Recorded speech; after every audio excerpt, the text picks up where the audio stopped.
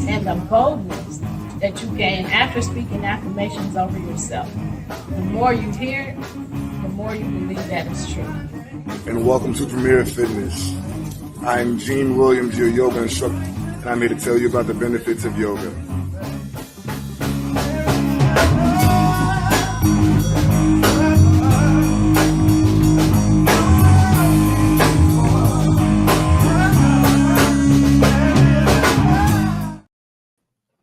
Yes, yes, yes. Where is the love when you're bullying others? There is none. I am your host, Stephanie Hockenhall. Welcome, welcome, welcome to Where is the Love? Welcome my co-host, my son, Gene Williams. Hello there, good people. How are you today? Hope you're doing well. Hope you're taking good care of yourself. We are here to present you with bullying prevention information. Okay. Hello. Y'all don't know how he gonna come in. I don't either. That just popped up. I don't know who this old lady is. She want to talk to y'all too. So, y'all, last week we had on our show Ebony Donald, and she talked about her bullying experiences from childhood to adulthood. And because it is National Bullying Prevention Month, Prevention and Awareness Month, we are entertaining adults who are willing to share their bullying experiences.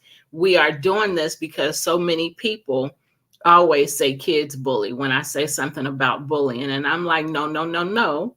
I'm trying to get to y'all that are in denial. Adults do bully. So we have guests all this month.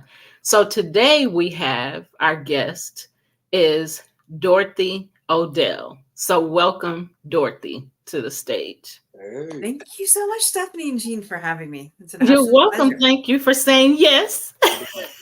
I'm always willing to share my story. So, what'd you say, Gene? People need to hear that story. Yes, absolutely. So, Dorothy, introduce yourself to us. Tell us a little bit about yourself before we get started. Oh my gosh. You want the short version or the long version? Whichever version you're ready to give. All right. Well, I am Dorothy Graham Odell. I am from Windsor, Ontario. I am a daughter. I am a child of God. I am a wife and a stepmom to a sassy 12-year-old.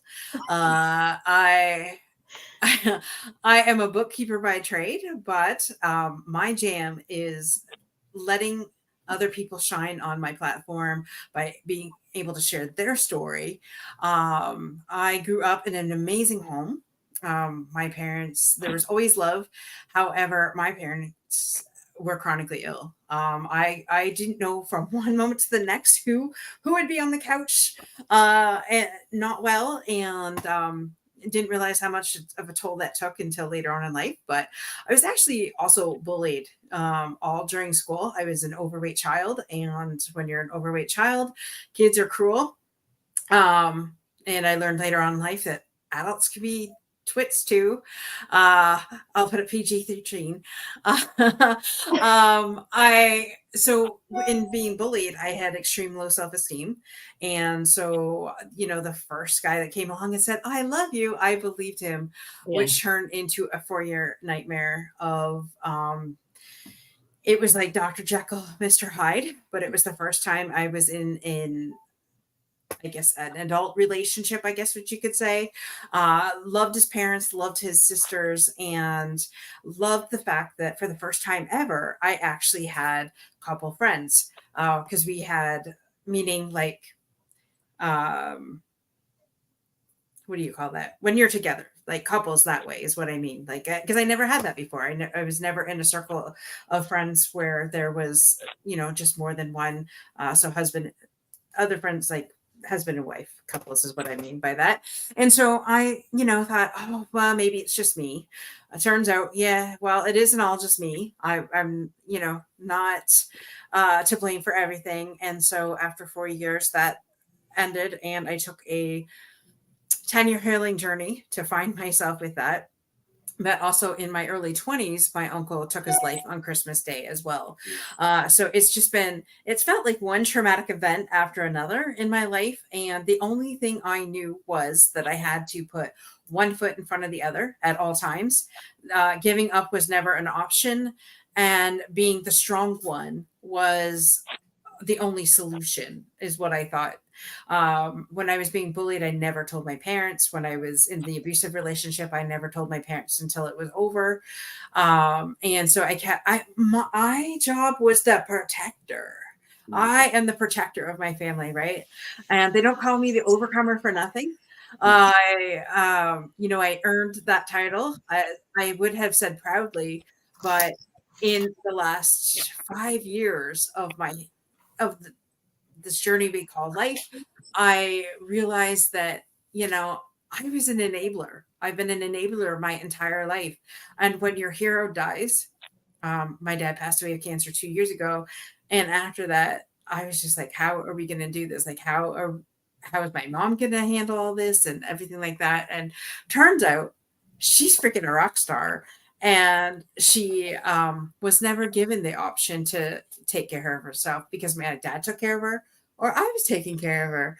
So then I was called an enabler for the first time, which was like, pardon me, like, wow. But, I looked at her and I said, you're right. Right. And so anyways, during that, before my dad got cancer, I decided, let's start sharing my story, because if I'm the only one, I know I'm not the only one out there that has been through all this. And the one thing through all of it is I felt alone and hopeless sometimes. So with that, I did write my first book, The Overcomer, Facing Challenges with Faith and Courage.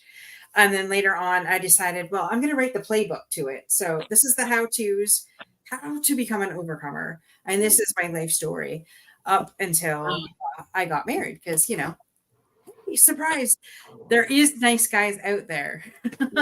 And I just happened to be married to an amazing guy, and learned that marriage is nothing but communication. And when you grew up in high school, well, there was not a lot of communication.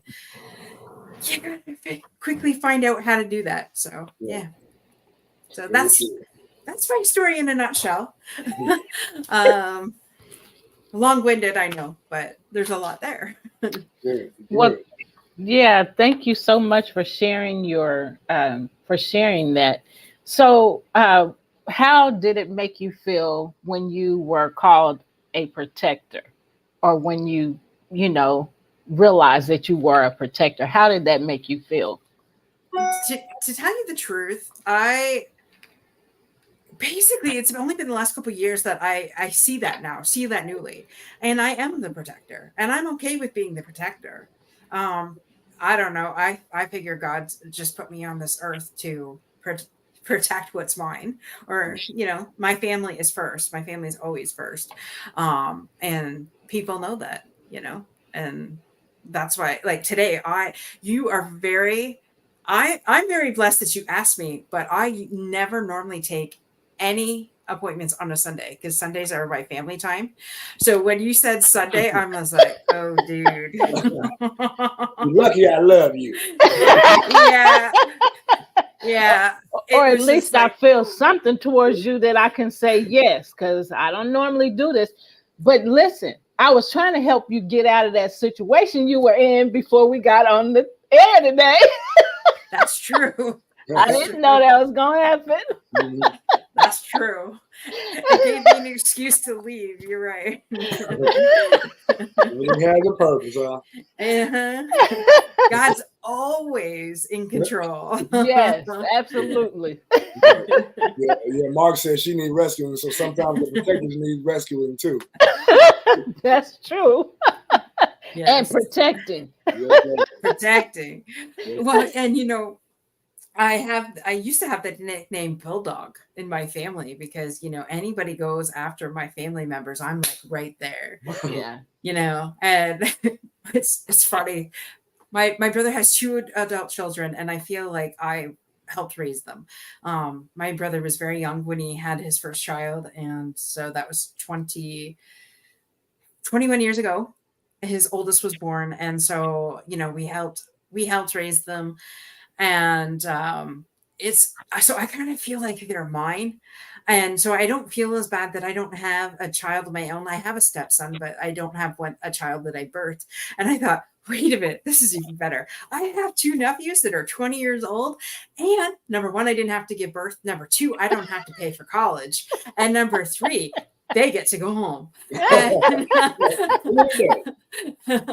And I forget where I was going with that. But anyways, it's awesome to be an auntie, because you just get to spoil them and send them home. Yeah. And there was a purpose, but I forget.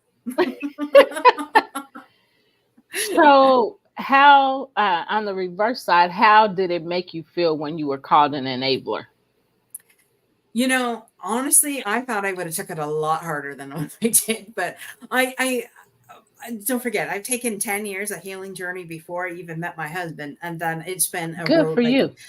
I'm the type of person that can't stay the same, this day in and day out. Like I have to, if I see something that I know I have to work on it, I'm working on it. Like my husband's blessed because I know there's not too many people that do that. Right.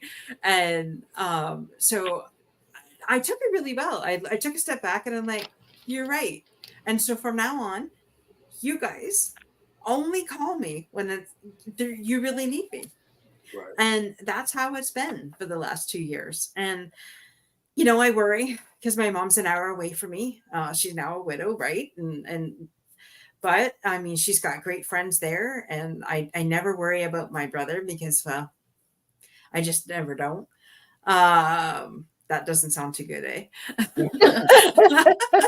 That's not great like English language. But I just don't worry about him because he's like one of those macho guys. And well, I have one nephew that lives in Chicago and I do worry about him.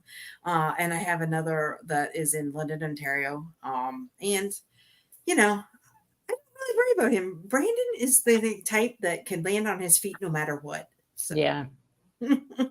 There seems to be people like that sometimes. It's like, how do you go through that and still be okay? How do you keep surviving things? So go ahead. That's a good question because, a lot of people would look at me and say, well, how did you survive all that and not be severely traumatized? That doesn't mean that I didn't have PTSD. And that doesn't mean that there are moments that are like, and especially with the grief on top of that, I've lost a lot of people in my life, but the hardest was my dad, Yeah. And so I think you just have to take one step at a time and have an amazing support system. I'm telling you. Yeah. And also be quite cognizant of the fact that everyone processes, emotions and trauma different ways. Mm-hmm. Absolutely. And like you said, having a strong support system, that's major. That's major. I'm going to give a shout out to my Saturday morning ladies right here. They know who they are. There's 7 of us, I think, 7 other women in this amazing group. And I'm telling you, all growing up, I didn't really have a lot of friends. I had more acquaintances than friends, never a solid friendship where, I could 100% count on anybody. But I'm very blessed that they came into my life about 3.5 years ago. And God knew what I needed because there's no way I would have gotten through what I have since I've met them without their support. And they don't let me, like, if I'm having a down day, well, how can we support you? Right? What do you need? Or, I think the only way people can have a solid marriage is if they do have this tribe that they can vent to. I'm not saying every little detail, but instead of going to your husband and shaking him and saying, "What the hell was your head when you thought this?" You have your tribe of friends that you could say that to. Like, seriously. That's good. A support system, a good support system is very much needed in order to make it through some things. I want to go back to the beginning of this conversation. So when you were talking about your first love and how, it made me go back to thinking about, looking for love, so many people look for love and I was one of those. I was singing that in my head. I had to say it. I just had to say it. We do look for love in all the wrong places. As soon as somebody, and you said this, that he said this, as soon as somebody say, I love you, because you're looking, you're like, oh, they love me. And then the treatment that comes after that with that person, however that treatment is, we try to navigate and make excuses. We try to navigate through it by ourselves without telling anybody, like you said, about not telling your family. We do that. It's a thing that we just do. Well, I don't want everybody to know, so I'm going to cover for him, or I'm going to cover for her, and so we also think that we can save that person, by not telling others, what's happening in the relationship. And maybe if I stay with them, they'll get better. No, and they're tearing you up mentally, emotionally. They're tearing you all up, and you don't know what to do, but you don't want to tell anybody. You're covering it up. You're keeping it a secret. But we all look for love. When we're looking for love, we always look in the wrong places. If they, I think love, for example, I think love is them holding my hand or putting their arms around me. As soon as that happens, then you're like, oh, here's the love that I was looking for. When it's really not the love that we're looking for. And everything after that tells you that that's not love. And so I just thought of something while I was talking, and I've said this before on one of our shows. My daughter calls that the representative, that first person. That's the representative. And when they show you who they are, believe them. Yes. Oh, yeah. Actually, I would like to speak to that as well, if you don't mind. So my thing was, and I had other influences, unfortunately, but the idea was, if you stick around and just show that you're a solid person, then this person will come around. And the deal is, like, I can do only my work. Yes. If they don't want to carry their load and do their work and empty that bag, unpack that bag that they're carrying from past trauma, you can't expect anybody to change. Yeah. So, and that's how I dealt with it. It's like, if I love her right, if I stick around, and I'm showing that I'm solid, she'll get better. Yeah. No, she didn't want to get better. She didn't want to get better. It's so funny you said that. My business partner says, when somebody shows you who they are, listen. And I really didn't realize what she meant, but seriously, if they are being heard and you just think, oh, maybe they're nervous. No, they're really a turd. Like, listen to that. Like, my gut talks to me. But I always want to give people the benefit of the doubt. Yeah. I'm a lot better now, but I went through this phase where, I just, I want them to love me and I want them to like me. And, they're just having a bad day. But if repeatedly they keep showing up as themselves, guess what? That's who they really are. Yeah. Yes. Everybody can have a bad day, don't get me wrong. But if they consistently show up being disrespectful, rude, and ignorant, hello, that's who they are. Right. Yes. Right. Yeah, And the mask is slid off. Now yes. the real face is showing. Yes. Right. And experience is the best teacher. We should be learning from absolutely everything that happens in life, because it's there to teach us something so that we can grow and become better people. And so when it's dysfunctional, or I'll just use the word dysfunctional, when it's dysfunctional, then it's time for us to learn from that thing, to move on and learn from that thing, that relationship, that experience, because we have to learn from things, like I said, in order to grow. Gene, did you want to say something? Yeah, well, my forehead was itching, that's why I scratched. But but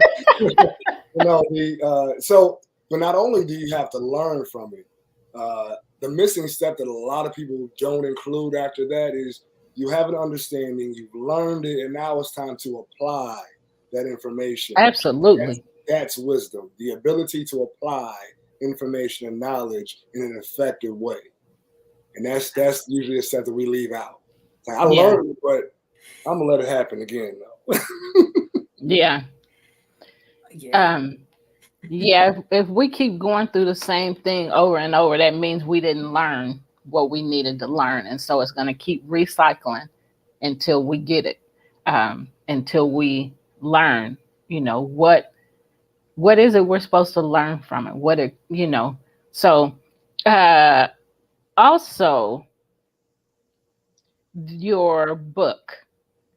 Tell us about your I don't think I gave you the opportunity to answer about the first love. I know I added to that, talking about love.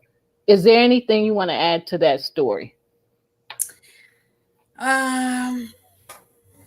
Good question. Like I said, I think my biggest takeaway from that is I never make mistakes. I always learn from it. So I love that you said that. My first relationship was just, like I said, it's women out there. There's are teens out there that are listening to this right now or listening to on the replay. Mm-hmm. Do not go looking for love, and think that, even if they do love you, that everything is going to change, because happiness starts from within. And if you're not happy inside, nobody can make you happy. Trust me. I had to learn to love myself. Even after I found the amazing guy and got married, I still wasn't happy because I wasn't happy with myself inside. Yes. And so if they're abusing you, gaslighting you, or, putting you down in any way, pick up your bags and walk out of there, because I'm telling you, until you're married, until the ring's on the finger, you can move very quickly. Yeah. Right. And so, I had come up with, all these things in my head. I didn't want to leave right away, and everything was in my name. And the moment I decided that I was done with that relationship, it's like God opened up every door, and every single thing that I had but to, God opened the door, and it was just boom, boom, boom, boom, open. And I was out of that house within 24 hours. Yes. And it was crazy. Go ahead. But that's how it happens. When you're ready for the change, things will happen for you, but you have to be open to it, and you have to be willing to accept the change. And once that's done, then when it happens, then you're like, okay, well, that's how it's supposed to be. And not only that, so many things just come to you because now you're open to receive. And so that's wonderful. Jean, go ahead with your comment there and add to it whatever you wanted to add. Oh, yeah. Well, I mean, it was just kind of adding to what Dorothy said and what you said as well. So the saying is, don't look for love, be love, and it will be magnetically attracted to you. So you have to be what you desire. Yes. Often we look for love from a place of brokenness. Yes. Opposed to a place of wholeness. And then you get that brokenness in return in the world around you, because that's what's in you. Right. So like you said, when you do that healing journey to heal, to allow yourself to grow from the trauma that you've experienced, then you attract the things as you heal. Yes. That will help you further heal. Yes. That's good and so true. So Dorothy, be who you want to attract. Yes. Say that. Say it one more time, real loud. Be who you want to attract.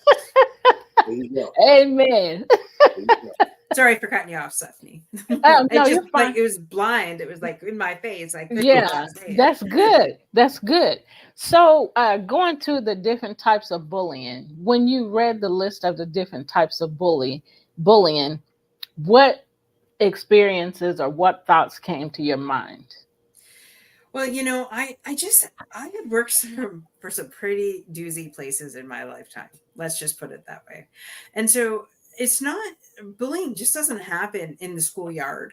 I actually had worked for a couple different places where it was rampant in there as well. And I stayed 10 years in one place. Well, the first week I walk in there, there's like phones whizzing by my head. The husband and wife did not get along. And so I'm sitting in this and I'm like, what the hell am I got myself into? And so, but, all in the name of I needed a job and I needed an income, I was staying, right? And so, a lot of people think that there is no bullying in the workplace, but I'm here to tell you that there totally is. And you don't have to put up with it. You know? It's just, and in this day and age, you wouldn't expect it to be, but it's even more, right? Yes. It's crazy. Yeah. It is crazy. And I wrote a book on workplace bullying because the workplace is where I experience most of my bullying. And then workplace bullies have their own names, separate from bullying in general. So I didn't know about all the different workplace bullying types until, when I wrote my workbook. When I wrote my book, I knew about some of them, but I've learned that there are so many more names to workplace bullies since then. So, Dorothy, what types of bullying did you experience from in the workplace and in your relationship? So I had part of me, it looked like I wasn't paying attention, but I was, but I wanted to bring that list up again because I was just like, as a refresher. Okay. So yes, in the workplace, it was definitely verbal abuse, like none other. Like it was absolutely, the one place that I worked at, he was just yelling and screaming at me for something.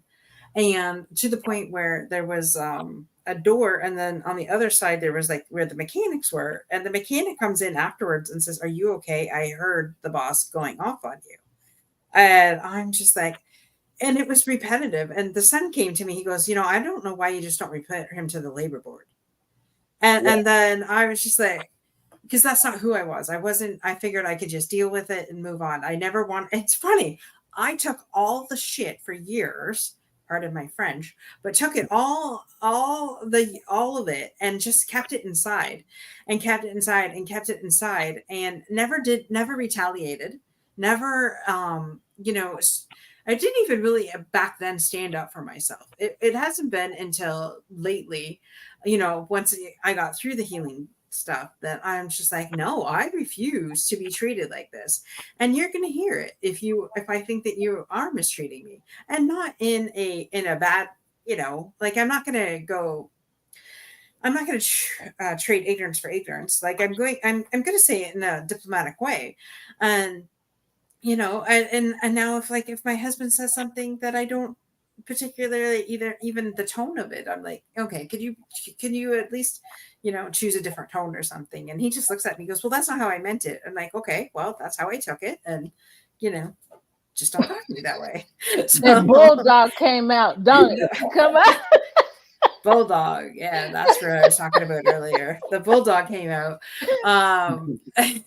And so, but, I think especially in women in business, like, okay, we all know about the boys club, right? The good old boys club. Right. And there have been several places where I worked that the good old boys club is rampant. And as a woman in the industry, you basically have to work triple the amount just to even get, and you can't even get the title. And it's just absolute craziness. And so, as a woman in business, it's just sometimes we have more obstacles, and which is fine. It only makes us stronger in the end. And women relate to other women. And I'm actually reading this amazing book. It's called, I don't want to go out of this, but anyways, I'll get it later. It's an amazing book by the women who her father owned the Philadelphia Eagles back in the 1960s. And she ended up becoming the general manager, and Susan Trost is her name. And anyways, she was the very first woman general manager of an NFL football team. And so she's going and saying just, the stigmas that she had to get through. That's back in the 1960s. And here we are, 2023, still going through the same crap. It's ridiculous. It is. But man, it's anyways. So yeah, and I'm looking at your list here, and so man, there's a lot of different things on here. And the most things on here, I think we could probably say that I've actually experienced at one time or another, because the physical. Well, I've never been hit. So the physical, but definitely the verbal, like the talking, and people right now. Oh my gosh, the social bullying. Like seriously, on Facebook, people, can we really not just be adults and grow up? Yeah, like, we can agree to disagree, right? Yep. Right. As adults. It's absolutely. And the self-bullying. Hello. Yeah. Sign me up for that. Like, seriously. Everybody, I think. Like, don't sign me up for that is what I meant. But that's what I like. And I didn't even realize, how much it's funny. My business partner has been away for a month. And so I haven't had that connection that I normally have with her. And I didn't realize just how much I was spiraling in my head, because my head is like, it's my greatest weapon, but it's also a mass destruction for myself sometimes.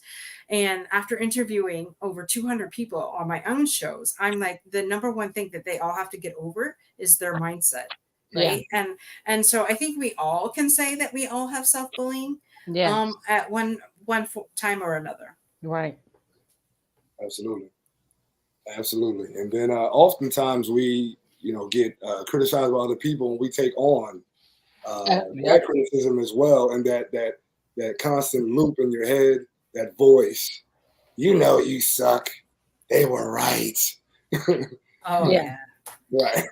Yeah, I was talking to somebody last week, and they were saying, as a kid, somebody said something about their big nose. And so they were like, I didn't even know I had a big nose until they said it. And then I'm like, oh, maybe I do have a big nose. So yeah, you're right. We do believe some things that people say, and we take on their belief, and then we bully ourselves. Well, my nose is big. I'm ugly. I don't want, continuing to beat ourselves up, because of our own thoughts, and then because of other people's thoughts about us. Right.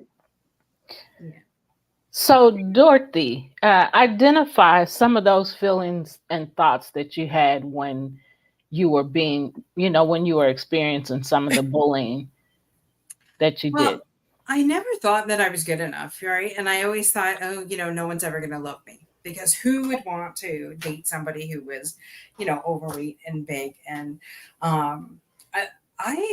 some of the kids in my school were absolutely horrific to me.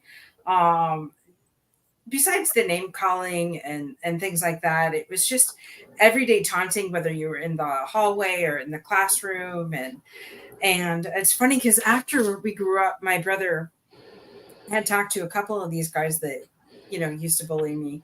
And they go, oh yeah, well, we really felt bad after. And I'm like, well, not one of you said anything to me. Mm-hmm. And not one has ever in 47 years stepped up to apologize. But the saying, hurt people. Mm-hmm. Right. Not that it's an excuse, but obviously there's something that is inside of these people. They're missing something, whether it be in their home life or whatever. Maybe they're being mistreated by their parents, and they really don't know love or kindness. And so, it's taken a long time, and I didn't even realize, how badly the bullying had affected me, even right up until a couple of years ago. Yeah. I am very blessed to have an energy healer, holistic doctor in my tribe. And so like we're doing some work, and I'm just like, why is this coming up? Like, I thought I dealt with this in the healing journey that I took. Right. But no, it was all just associated with that and not feeling worthy and just really believing what they were saying, and that, that I couldn't be loved and I wasn't worthy of it. And, how dare I think that, that I could. And it's, if you are listening right now and you have a son or a daughter in school, you should be teaching them to be kind to people who are different. Right. And it's just, it is so stupid that these kids still do it. And we can all be different. And let's just face it. We have the color scenarios here, but that doesn't mean I'm going to treat you any differently because we're different color. We all bleed the same, guys. You cut us, we're all red. Yep. And that saying sticks and stones may break my bones, but names will never hurt me. Well, Jesus, seriously, words do hurt. And absolutely. We do pretend that it doesn't. But seriously, why even if it doesn't cause anything to be better, why even say it? In my opinion. Right. And the deal with like that saying itself, like broken bones, they heal over time. You may have some scar tissue or little bulbs, but it's the words that people hit us with that last a lot longer and actually frame who we are in a lot of ways. Yeah. Well, I didn't even realize that I was treating my marriage like it was an abusive relationship until somebody pointed out to me. She says, wait a minute, you're still in the trauma mindset. And my husband's not like that. Clearly he's not, like, because if he was, I wouldn't still be here. But I was just like, yeah, you're right. Because I always say healing's like an onion. It's layer after layer after layer, right? So you could think that you've dealt with everything, but then you could be re-triggered, right? And I'm very aware of what triggers me, what doesn't. And I know I'll start noticing if something's bothering me, like if I randomly just start eating things and I'm not hungry, because that I notice that is obviously something's bothering me. So what's the underlying thing that's doing that, right? And so I'm very aware of that. I'm not. I know I'm a magic unicorn. I know a lot of people who aren't self-aware. So if I see these things that I'm doing, in time, I can stop it. Right. And then other times we're so in the funk that we just keep going. Right. And then, in that case, overeating, eating when we're not hungry. We're eating because we're, bothered by something. So, yeah, that's good. So, I was going to ask you something. I don't remember what I was going to ask you. I'll probably remember before the show ends, but I do want you to talk about your books. So tell us about your book first, and then we'll go to the playbook. So when you wrote your book, how did that come about, and what were your thoughts while you were writing? And just tell us some about your book. Sure. So I was talking to a girlfriend of mine, and I said, Trish, I've been through a lot. Maybe I should write a book. And she says, yes, you should. And I could hear nudges from God telling me that this needed to happen. And I'm like, nope. And so in that conversation with Trish, I said, well, who's going to read it? And she goes, well, I'll buy it. I'll be the first person to buy a copy. Well, she wasn't the first person. She was the second. The first person was my husband's ex-wife. Oh, wow. Wow. Right? Being nosy. Jen's an amazing person, so I won't say that. But later on, she wanted to know the true story. How we fell in love. But anyway, so yeah, so then the pandemic hit, and God's like, well, now you have the time. You don't have the hour drive back and forth to work, right?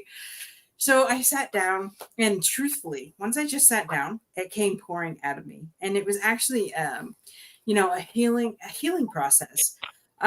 Back in the day, like even now, I keep a journal, Now it's more like a gratitude journal, unless I really hear different things that God trying to get across to me, right? But I even went back to my journal because once a traumatic event happens and it's years later, you sometimes your mind plays tricks. Well, is that really true, or is that just how I saw it, right? And so I wanted to make sure that it was as much accurate as I possibly could. So that's why I went back to my journals. But in the process, like, it didn't take me that long to write it. And initially, it took me like 3 months to write it. And then, I sent it off to the editor. It took longer to edit and get everything else done than anything. But it was very therapeutic because I was in it. I was like releasing all of these emotions that I had in it. And in the book, I talk about, a little bit about growing up with my parents, being ill as they were.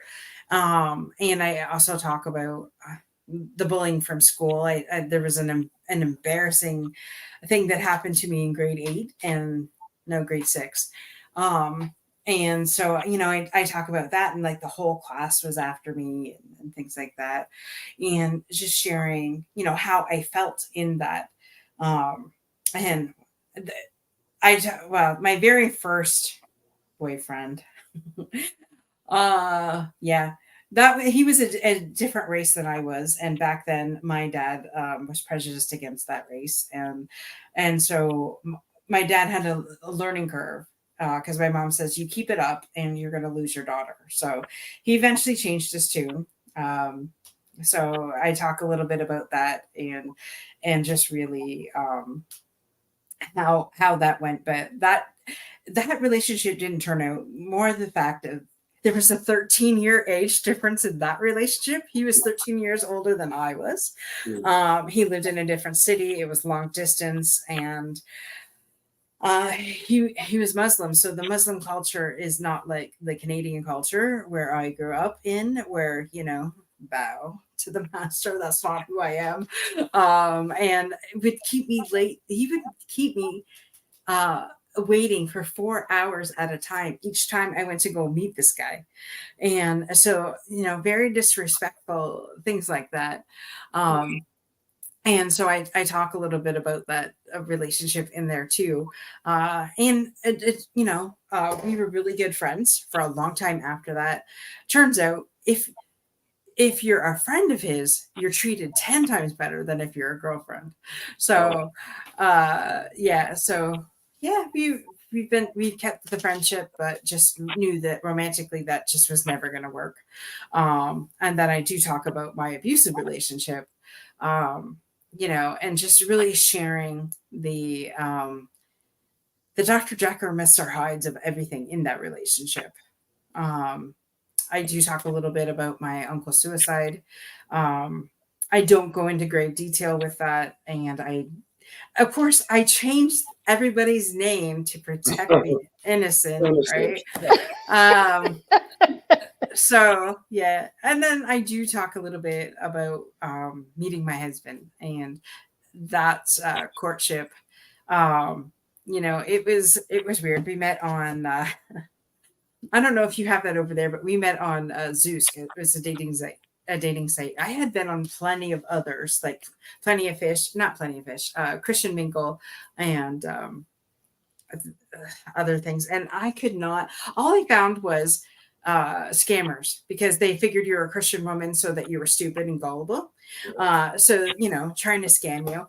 And so I gave up on that whole thing. And then I was surfing Facebook one day, and I found this advertisement for Zoosk. And it's a funny story.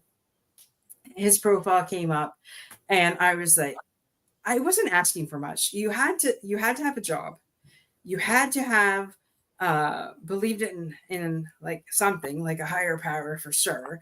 At least a spiritual relationship, if not, you didn't have to have religion, but just like a spiritual relationship. And definitely had to have been divorced. Had to be single. So there wasn't much, right? You had to have those criteria. So Anyway, well, because I wasn't going to be anybody's sugar mama. Because I already had one of those. No freaking way am I ever being a sugar mama to anybody else again. Unbeknownst to me, that's what I became. That's not how I originally started it out. But anyways, they tell you one thing and do another. That's all I'm saying.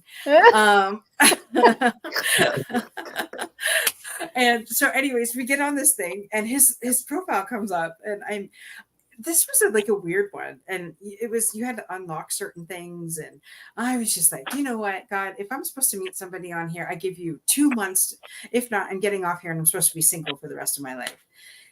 So Joe's profile pops up and I'm like, I'm reading, well, good guy, but it was separated, didn't say divorce. So I swiped and I thought I swiped off, and I actually swiped his profile open. Whoa. And he immediately messaged me, and I'm like, what am I to do with this?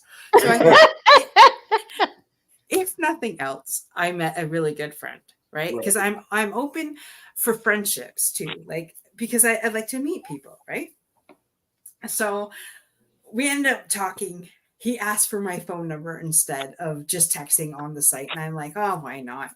So because of all the scamming that I got on before, and I don't trust people too easily back then, I was asking him a whole bunch of different things and then stalking him on Facebook to see if what he said was actually true.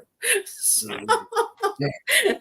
anyways, so I share a little bit about that story in there. Long story short, we'll be married 4 years on the 26th of this month, and we've been together for 6.5. So it worked. Awesome. Right? Awesome. So I do share our love story in there. And of course, a little bit about our wedding. The wedding was special to me because my dad was, we got engaged November of 2018. Yeah, 2018. And my dad was diagnosed with cancer of April of 2019. So we didn't know for sure if my dad was going to be here. And so he made it. He was able to walk me down the aisle, which was not a dry eye in the entire house because everybody knew what he was going through medically. And so, yeah. So it was a great love story, great night. And so just basically those sharing that keep putting one foot in front of the other. You're never alone in your circumstances, and just keep on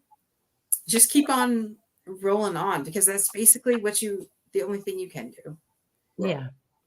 That's awesome. It's a beautiful story. It is. So I want to say one thing, and then I want you to tell us about your playbook. So when you were talking about trauma, and so one of the things that I keep hearing, not just on this show, but lately, and then I even had did a speech last weekend, or 2 weeks ago, not knowing that I was going to be hearing that before that at an event I went to and at a workshop I went to after that. But it was about trauma. And so trauma never ends. Things are constantly happening. Events are constantly happening in life. And so it never ends. And so we are to constantly address those triggers when they come, so that we can deal with the trauma. Because when we don't deal with the trauma, it constantly reoccurs. So that we can deal with it. So with that being said, anybody want to add to that? I just want to say that if you don't heal from your own trauma, you're going to carry it on and give somebody else that trauma. Bleed onto other people. Right. Yes. So do yourself a favor and get healed from your trauma. Yes. It's okay not to be okay, but It's also okay to get the help that you need. Absolutely. Yes. What were you going to say, Gene? No, I was actually going to say, and I think that plays into the Overcomer Playbook, correct?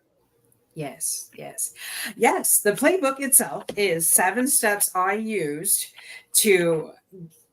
for my healing journey. And, if we don't heal, and that's what I do, I take you through 7 steps to start your healing journey. So, and people, you really got to dig deep, right? You got to be true to yourself, number one, and answer the questions honestly, but do the work. Yes. So it's basically like a workbook of just, different things where, I asked you to do, read it, and then I asked you to actually dig into what those traumas were or those occurrences were, and just really write it all down and journal it out, because journaling is healing and therapeutic. And since losing my dad, back here in Canada, we were given at the cancer clinic, we were given a social worker if we wanted it. And so I was the only one that took them up on that. And the first question she asked of me is, what is your self-care like? I'm like, I laughed at her on the phone. And she goes, well, what are you talking about? She goes, what's wrong? I said, I'm getting married. I have a very high stress job in a high stress industry. My dad just got diagnosed with cancer. My mother is not dealing with this well. I have no self-care. Right. And I have a stepson. I'm like, there is no self-care. And she goes, well, if you don't, it's going to kill you. And so that's one of the steps in this book, is finding some kind of self-care regimen that you like. And I know a lot of women like go taking a bath. And I'm not one of those women. I would rather go on a nature hike than take a bath. Love my showers, but whatever works for you. And you got to find out what works for you, not what works for your best friend or, your husband, but what works best for you. Yes. And of course, having fun, life can be stressful. Being an adult sucks sometimes, and we forget how to have fun. Yeah. And if I'm 47 years old and if I can't have fun, I don't want to do it. Yeah.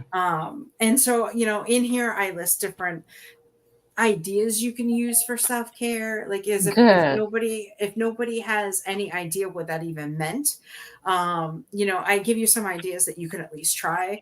And I really encourage people to try something you've never done before, and just do it. If you don't like it, you never have to go back to it, but just really try something new and just go after it. So it is the 7 steps I used to go from being stuck to unstoppable, and all that I do, and overcoming everything that I've overcome in my life. Love it. And make sure that everyone who's watching, look at the information scrolling. This is information to our book here, so make sure you get a copy. Also, want to make sure that before we go, we discuss your 2 podcasts. Unstoppable Overcomer and the Power Half Hour Unstoppable Business Owners. That's it. You got it right. You got it right this time. Yes. Let me ask you a question real quick before you answer that. Is that playbook a companion workbook to your book? Yes. Okay. So yes, like you could read the story, and then this is like, I believe I even talk about the first book in here a little bit. Okay. At the beginning, anyways. I know for sure at the beginning. Okay. It was, and it is actually dedicated to my dad. Okay. You'll notice football. Football has been a theme in my life since we were little, and then of course I married a sports nut. There's nothing else on our TVs but sports. And so my dad's favorite team was Pittsburgh Steelers. So the colors are Pittsburgh's colors. So yeah. Good. Okay, now about your podcast. I didn't want to interrupt, but I did want to know, are we to purchase those together? No, they're separate. Sorry, okay. They are separate. But I thought you meant something different. They are separate. So one is the one, and then it is 2 separate books. So what I meant by companion is is it like chapter by chapter in your playbook? Is it like chapter by chapter? So you read this chapter, so work on this chapter. No, kind of thing. No, okay, they're separate. Okay. Yeah. Okay. Yeah. Thank you. Thanks though for asking that, because I never even thought of that. I didn't think of doing it that way. I don't know why. I didn't do mine like that either. So about the podcast before we Yes. run out of time. Yes. So Monday nights at 7 p.m. Eastern Standard Time, we have the Unstoppable Overcomers, which can be watched on my LinkedIn, my Facebook, or my YouTube channel. And that is featuring people who have overcome great odds but have gone on to help other people. So we have so many amazing, incredible stories on there of people overcoming and being able to take the next step in life. And then Wednesdays at 5:30 Eastern Standard Time, we on the same channels, we have the Power Half Hour Unstoppable Business Owners. So for those business owners from around the world, I literally have had, I can say around the world, I've had Ireland and Scotland on the show. So we're Wow. truly international, in Canada and the United States. So, and Nice. Australian. Yes, Australia too. And So any business owner that is out there that wants to be on the show, just connect with me. But yeah, it's just amazing business owners that have that they too are unstoppable and all they do, and we want to feature them and honor them. beautiful. Nice. Beautiful. I got one more thing for you. So aside from all the amazing things that you've done and the platforms that you've created for other people, you are also a veteran ally. Please speak to that. Yes. I love my veterans. I love my veterans. So on July 31st of 2022, we had Greg Bicknell on our show, who is a 28-year Air Force veteran. Greg came on my show and talked to me about veteran suicide. There were at that time 22 veterans a day dying by suicide. Wow. And he shared his journey of, he had attempted suicide, I think, at least twice. And before he decided to reach out for help. And when he reached out for help, he was told to make an appointment. So, you've given up 28 years of your life. You attempted suicide, had a gun to your head, decided not to pull the trigger. Here you are, though, asking for help, and you're told to make an appointment. So he didn't like that, obviously. And he decided that he was going to use that for good, though. And he started his own veteran charity, which was at that time Camaraderie Rescue Mission. So with that, Greg opened me up to the veteran community. And so I, since then, the suicide rate has doubled. The divorce rates among our first responders and veterans is at 80%. And I am on a mission to help these men and women to stay in their marriage and to get them all the help that they need in transition, because there's not a whole lot of you get a 2-week course after giving up your life. You get 2 weeks, and then you transition into civilian world, and you're supposed to be able to transition like that. That's not how it happens. Right. You see things, especially if you've been in combat, and so it is my life's mission to help these men and women. And then as I'm doing all this, I'm like, well, wait a minute. You grew up in the Canadian Legion. Since I was in my late teens, early 20s, I was at the Legion with my grandfather every Friday night or every Saturday, and I had an uncle that served. I had and then I found out my great grandfather served in the Navy. My uncle served in the armed forces. I have a nephew currently serving right now.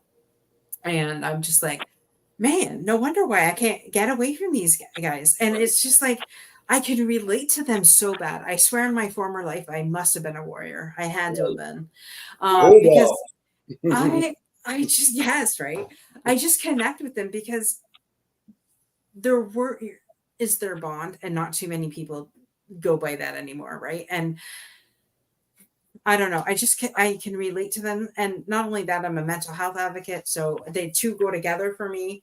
Yes. And if I can save a life, then I will. And I give them a platform to be able to share their stories as well.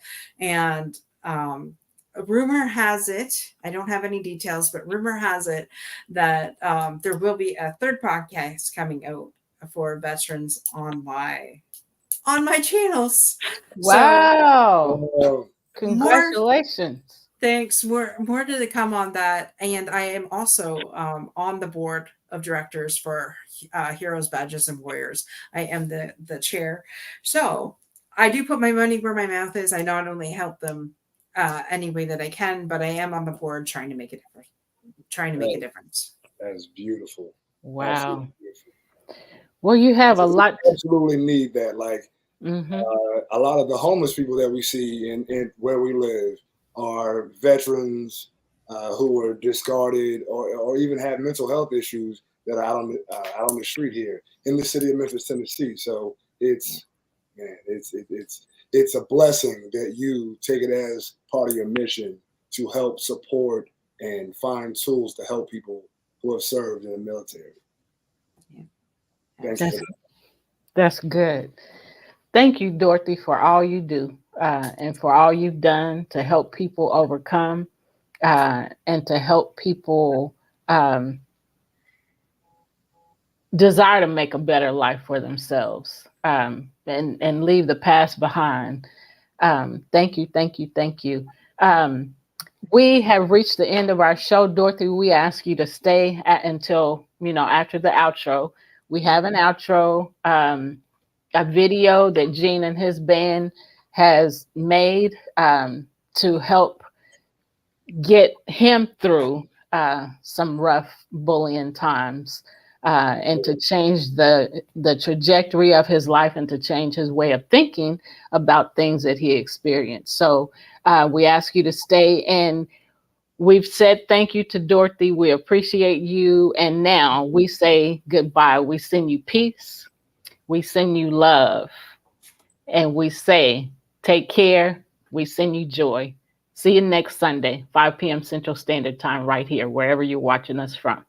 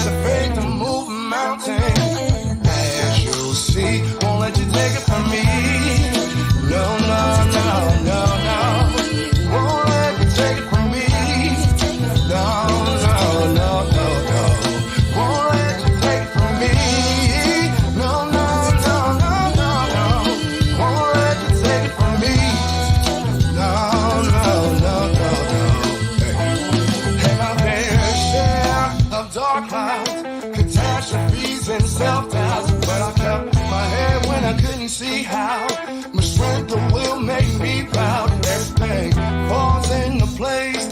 Gotta take the risk, can't play it safe. Gotta have the faith to move a mountain. Then you'll be free. Won't let you take it from me. No, no, no, no, no. Won't let you take it from me. No, no, no, no, no, no, no. Won't let you take it from me. No, no.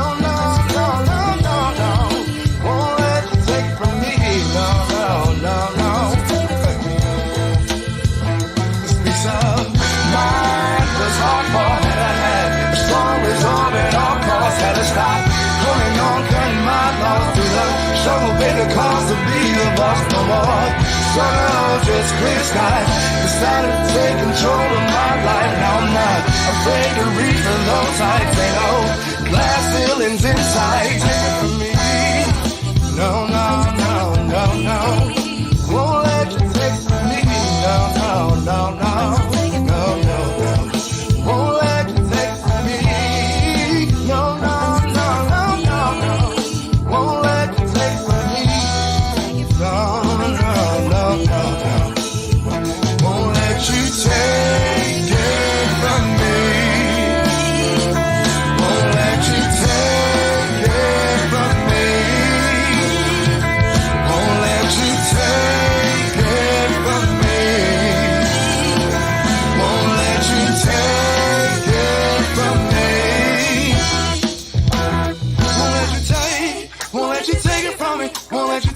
take, won't let you take it from me, won't let you take, won't let you take it from me, won't let you take, won't let you take it, won't let